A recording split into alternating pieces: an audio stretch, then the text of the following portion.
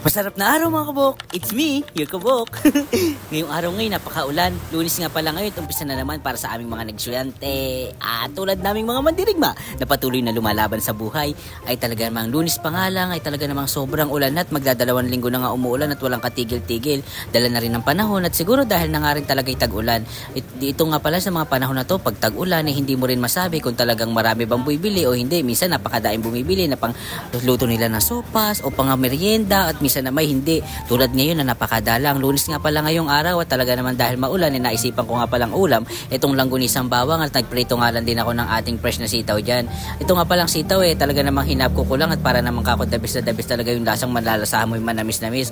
At pagkatapos nga pala, nagayak lang din ako dito ng sausawan na sili na medyo panat na talaga namang pinagpwede ko na dahil nga wala rin kami tindang sili at dahil nga nagtataasan ng mga gulay ngayon at tulad ng sili ay hindi na rin kami makabili gaano at mahirap na nga hanapin. Bali nagdagdag rin pala ako dito ng pechay para naman talaga magmukhang healthy living tayo sa buhay. Oy, at pagkatapos nga maluto mga kabok, at kumain na nga rin ako at talaga namang ito nga aking sausawan ay kalamansi, toyo at may sili na talaga namang dabis ang laban lalo na dito sa ating langgunisang bawang. Ay, yun talaga namang langgunisang bawang dito sa amin ay talaga namang maipagmamalaki lalo na yung gawang kabanatuan. Ay ito nga yung hinahanap-hanap ng mga dumadayo dito sa amin.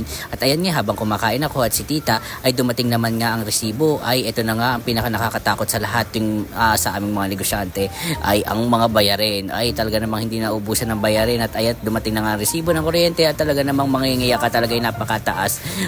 Uy, ay talaga namang naway mabayaran ko agad. At pagkatapos nga, sinabit ko na nga lang dito yan at makikita nyo naman nga talaga ang aking naiipon sa araw-araw ay talaga namang napakarami.